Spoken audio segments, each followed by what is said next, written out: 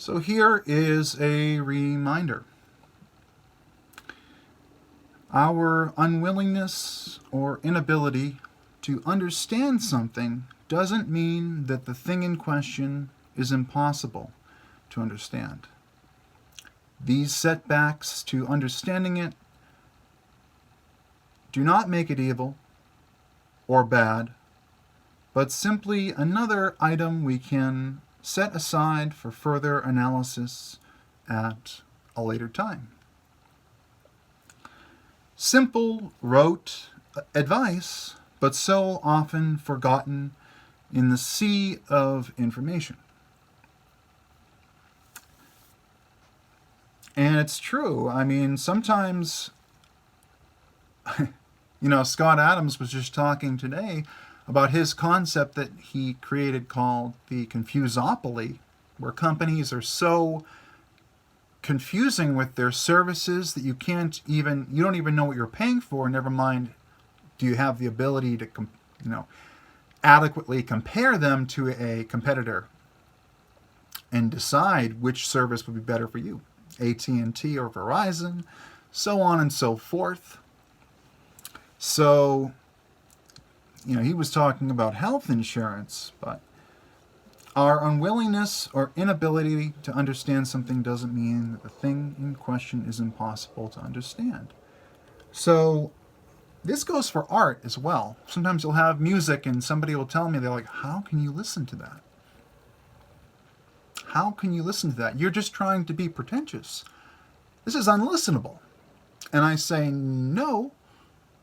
Different people have different ears and they enjoy different sounds, and certain artists appeal for different reasons. And if you listen to it and you get past the first 2 or 3 listens to something difficult, yeah, you can listen to more difficult material that's in the same vein. And it won't be too shocking to your senses, and it won't make you sort of just kind of lose interest. You'll actually know what's going on. But of course, you have to have that interest in the first place. So these setbacks to understanding it do not make it evil or bad, but simply another item we can set aside for further analysis at a later time.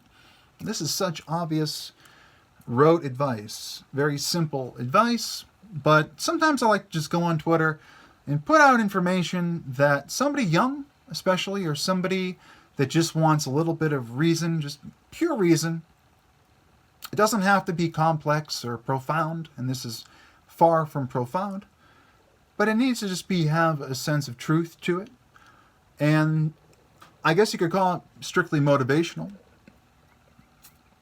But I also do have a sort of desire with a tweet like this.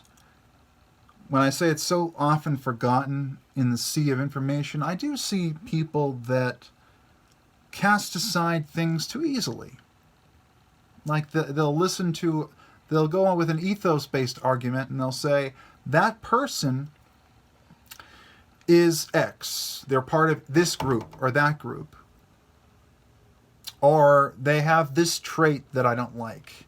Oh, they happen to be this religion. They happen to be this immutable characteristic. This chosen characteristic. Anything about them. These are ad hominem reasons. These are, you could say it's based on character, but when information is so, broadly disseminated, and so broadly agreed with, a lot of like these ideologies, the social justice, it has an underlying logic in many ways that appeals. There is reason to these faiths, these ideologies, but the people that follow them, it appeals to their sensibility.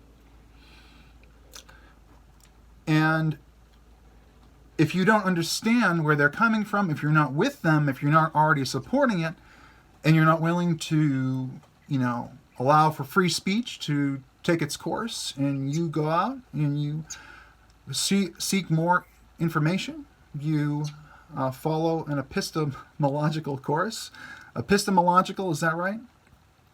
and you get more information, and you can turn something that you thought was bad or evil into something good or virtuous.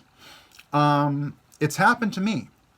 I've had situations where I thought one thing, and then I thought about it a bit more with the other side, and I've come to a lot of compromises in my own personal ideology.